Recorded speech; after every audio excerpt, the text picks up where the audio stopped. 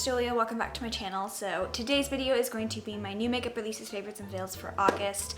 I have been loving doing this series so much. It's probably my favorite video to film during the entire month. And I can't believe August is over. That's completely crazy. It feels like I just posted my new makeup releases, favorites, and fails for July, but I have a ton of products to share with you guys. I tried out quite a few things this August. Every single month seems to have a theme of like what I tried. I think June was like complexion products heavy, so like foundations, concealers. Last month was eyeshadow palettes. This month it's kind of eyeshadow palettes, but mostly like a lot of indie brands and smaller brands that I tried out, as well as some bigger releases as well. So I'm just gonna get into everything. I'll give you guys a full rundown of everything I tried this month, and just give you guys the tea on the new makeup releases. So without further ado, let's get right into it.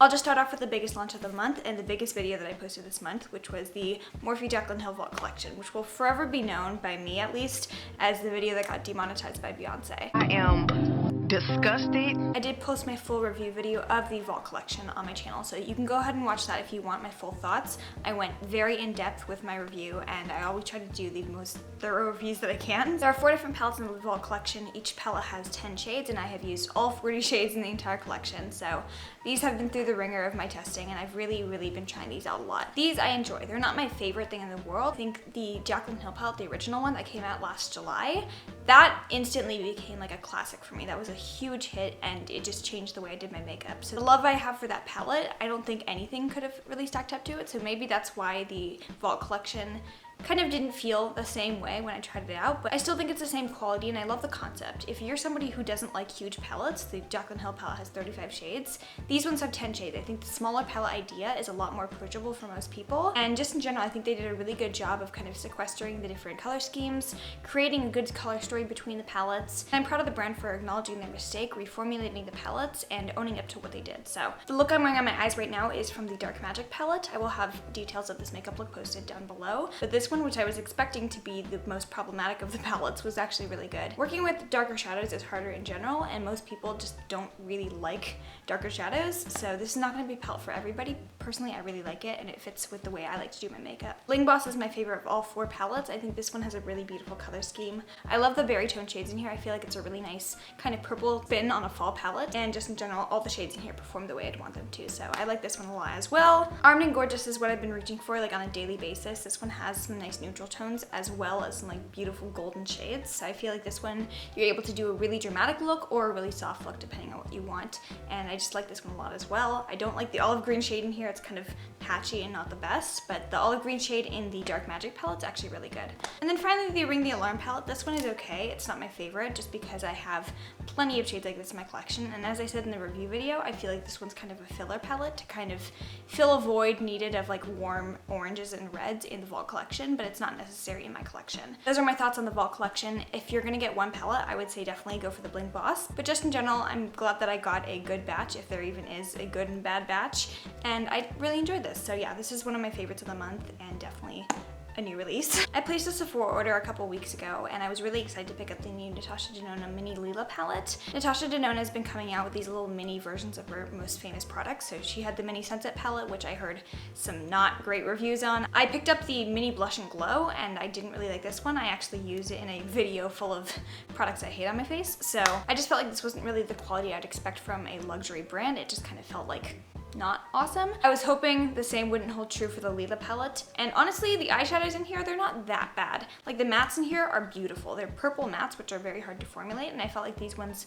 they blended very well, very pigmented, and they didn't take a lot of building up to make them look great in the eyes, so I'm happy with the mattes in here. The Champagne Gold shimmer here is beautiful as well. I didn't feel like it was the exact same quality as Natasha's regular formula. I think her original shimmer formula is one of the best shimmers I've ever tried in my life.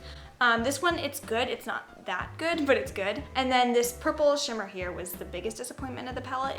It took a lot of building up, and I had to use my finger to get it to work well. It wouldn't even look amazing with a wet flat shader brush, which is what I normally use, so this was not my favorite color. But the biggest disappointment of this palette was the fact that it came broken. Bitch, me too! This is like a plastic component, and the entire like corner of the palette was broken off, so I was freaked out because it's a $25 palette. It's the size of my hand and I didn't want to have to pay for that. So I tweeted Natasha Denona and Sephora. I never got a response from Natasha Denona, but thankfully Sephora's customer service was able to respond to me very quickly and I was able to resolve the issue. So I'll insert the clip here because I show receipts for everything.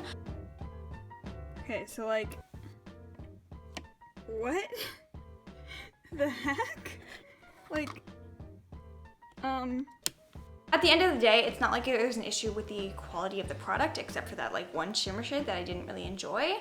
It's just the fact that this is a very luxurious brand. It may be $25 per palette, but it is a tiny palette. You're getting very small pan sizes. So the fact that it's a luxury brand and they're using cheap packaging that's gonna break in the mail, just didn't really rub me the right way. Additionally, one of the pans also fell out, and that's a problem I've had with many of Natasha's newer releases. So quality itself was decent, but I wouldn't buy it again for $25. So that's just my review on the Mini Lila palette. It was kind of disappointing, and the fact that there were so many problems going on with this one was just kind of off-putting.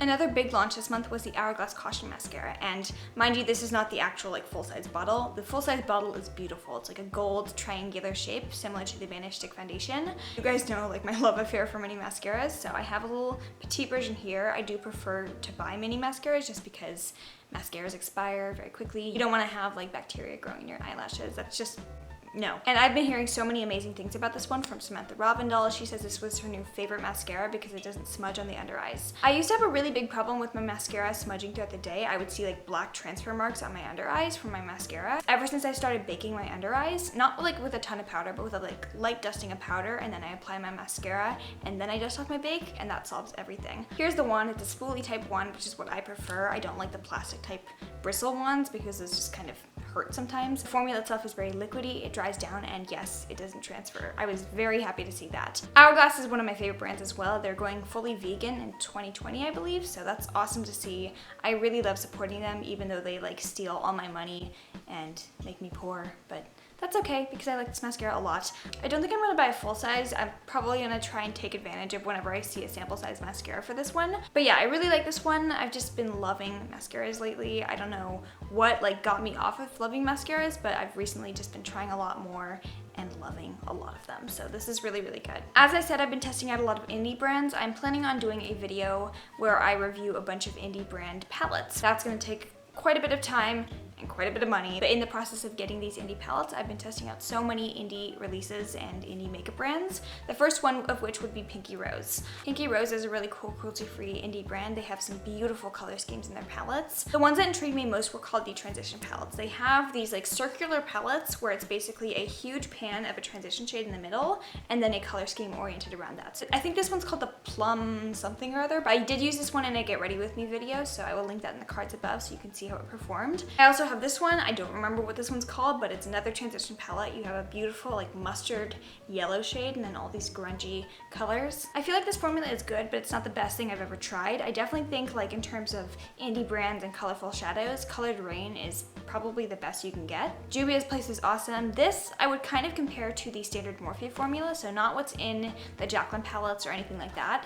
I would say this is very similar to what's in the like 35O to 25B. The mattes in here are nice. I think they did a pretty good job of executing some really beautiful, colorful matte shades. They're blendable, they have a nice amount of pigmentation to them, and just in general, I can't really complain. The shimmers are good as well. They do take a bit more building. I find that Morphe shimmers are like one swipe. Whereas these ones take a bit more TLC, but they're still good. This plum palette is a beautiful color scheme. I've really been loving like deepened plummy purples. This is a really nice take on a fall palette. This is also a really nice take on the fall palette. However, I really do not like the shade here called Grunge. It's really patchy. This is the one shade I tried from the brand that just did not work at all. So just in general, this brand makes me want to try more from them. I wouldn't say their formula is like the main draw from their brand. The thing that really makes me want to try more from them would be their color schemes. They have really, really fun color theories and they put colors together in a way that makes me very inspired. So yeah, that's my thoughts on Pinky Rose for now. You'll see them in the future, but yeah, pretty good. So there's this crazy expensive luxury makeup brand that makes apparently the best quality makeup in the world, so naturally I had to try some things out. The brand is called Makiage. I have quite a few things from them. They were kind enough to send me some of their most beautiful, expensive products in PR. So I was very excited to try these things out. These are just a few of the things that they have. But the first thing that made me really excited about the brand was the fact that they have a foundation with like 50 plus shades in their shade range. It's awesome. Like this is Fenty levels of extraness. I can't. They have an amazing shade range, more than half of which is for darker skin tones. So that is awesome to see. I really commend them.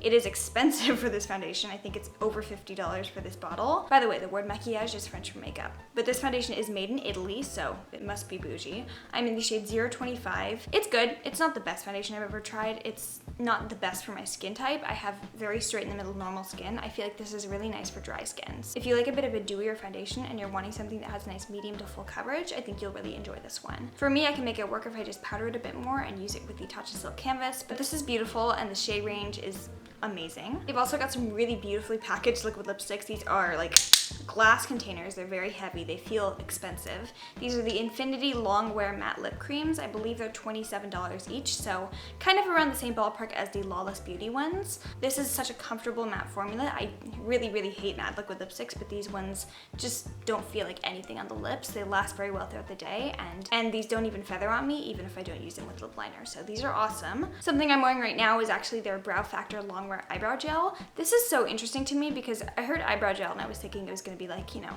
an eyebrow gel. I am so powerful. My mind, oh, it amazes me sometimes. This is kind of like a gel liner for your eyebrows. You squirt it out. It's a very pigmented, like liquid pomade almost. And then you just take a brush, you put it through your brows, you spoolie it through, and you have like Instagram brows, but with a brow gel. And it holds very well throughout the day. Because it is a brow gel, it's gonna hold your brows in place and it stays like 24 hours. So this is really, really cool, very interesting. I think it's $25, but I've never seen any brow products like this one, so I was very happy to try this one out and really just intrigued. Finally, I also wanted to mention their Color Boss Pro palette. This is the multi-dimensional 12-pan eyeshadow palette. This is like a very sleek, kind of like geared towards professional makeup artist packaging, and then this is like a magnetic cover, so it kind of peels back, and here are the colors in here. I think it's a really gorgeous color scheme. But this palette is like $119, so I was expecting Natasha Denona Pat McGrath quality eyeshadows. I mean, hold on.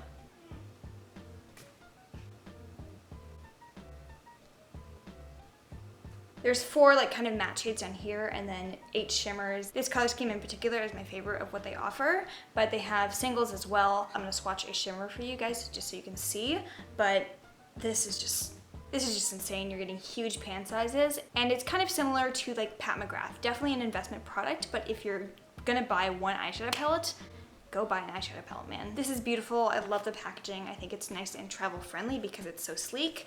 And yeah, it's a really cool brand. I think it's definitely a brand to watch. I would love to see them blow up because I think they're doing amazing things and they're very inclusive. So just so you know, I wasn't obligated to do a review in this manner. I just wanted to talk about them because this is my honest thoughts on this brand. I think it's really cool. I have another new release. This is a concealer from First Aid Beauty. It's called the Hello Fab Bendy Avocado Concealer. The avocado! I have the shades 1 and 2. Their shade range, they released a shade range of 7 shades, and they did send me the full shade range so I could see it, and looking at it before my eyes, it wasn't any better than it looked in the pictures. They really do need to expand on the lighter spectrum and the darker spectrum. I think they could fit to add 2 more like lighter shades below this one because this is like my perfect highlighting shade, and I'm not even the fairest you can get. And they could definitely fit to expand at least 5 shades in the darker spectrum. So brands just need to do better. I think that's all something that we've been able to hold them accountable on, and I love seeing people like push brands to do better in the comment sections. However, these are such good concealers. I genuinely want everyone to be able to try these out. These are kind of like a medium coverage, dewier concealer, and normally I'd expect those to like slip around and be a little bit greasier, more emollient. These ones, they dry down and they don't crease on my under eyes, which is so awesome to see. It's nice to have the option to not have to powder your face because that can kind of add on a layer of powder and makeup. These are great because they don't move throughout the day. They truly do bend with your skin because you're smiling throughout the day. I love these on my under eyes and on my face. I think they're a great multi-purpose concealer, and in terms of like high-end prices, $22 for one concealer is not as expensive as some other brands. So I think it's a really nice concealer. That's why I want them to expand, because I want people to be able to try this out. Brands, when you're not inclusive, you're hurting yourselves and your sales. I also tried out the HelloFab Kona Eye Stick. This is a new product as well. This is kind of meant as a depuffer. So you can use this as skincare at nighttime or in the morning before you apply your makeup, and this will kind of help to depuff your under eye circles and your eyelids, and I need that because I get not enough sleep. It feels very cooling. If you've ever tried the Milk Makeup Cooling Water Stick, this is kind of what that feels like, but for your eyes, and I have noticed like it kind of depuffs my eyelids. I had a really bad allergic reaction to some red eyeshadow lately, and I put this on my eyelids, and within 3 days my reaction was depuffed and gone. So yeah, I like all the stuff I tried from First Aid Beauty this month. I've been in kind of a renaissance phase of testing out Milk Makeup lately. They were always a brand that I overlooked, mostly because their aesthetic didn't always feel like it matched up with the prices. It's kind of like that indie, cool, hip, young cousin that you have from Urban Outfitters. And just walking by the counter in Sephora, I was like, oh, wow, that's kind of expensive for a single eyeshadow. But when they released the Kush mascara, I was like, okay, I should try some stuff out from them. So I've tried their Flex Concealer, which I thought was okay. I've tried their Blur Foundation, which I've decided I do like. I've also tried their Milk Makeup Matte Bronzer. This is the Baked shade. It's my new favorite cream bronzer in my entire life, existence, whatever. And then I tried the Kush mascara. This I also used in the Get Ready With Me, and I said that I would give you guys my final thoughts in this video. So here's my final thoughts.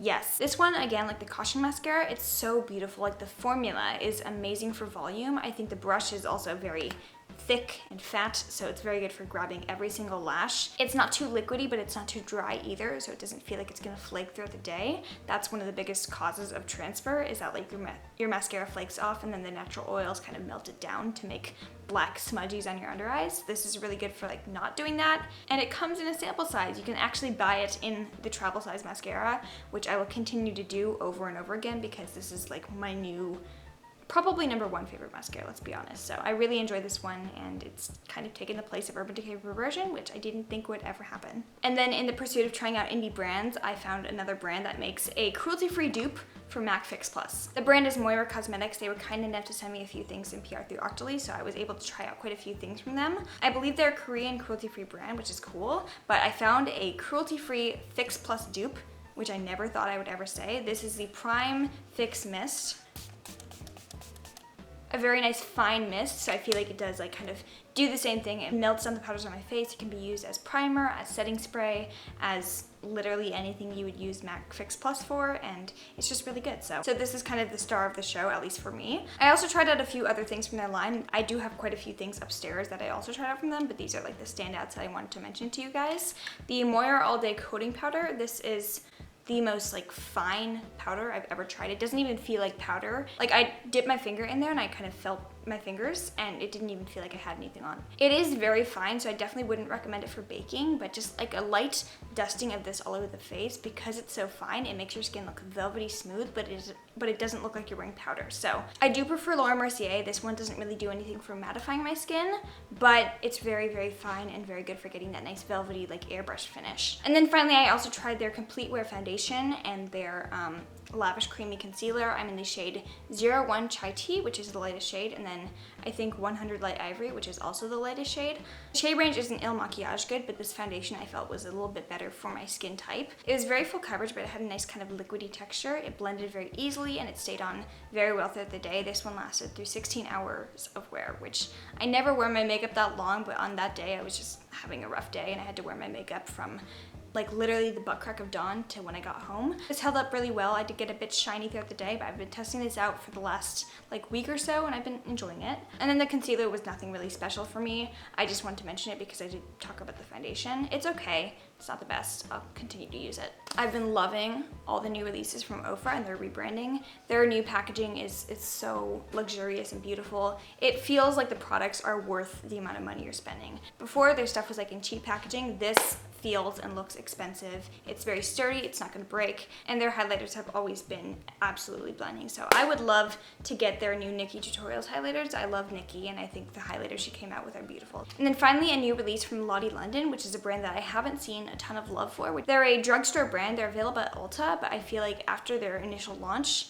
people just kind of stopped talking about them. But they're a really cool brand. I'll show you guys a clip of me putting one of these on. But they're a really cool brand. They're related to Lottie London. And these are like lip foil lip glosses. So they're basically lip toppers. Kind of like Jouer, but these are like legit glitter for your lips. And they dry down as well. So they're kind of like a matte finish, but glittery.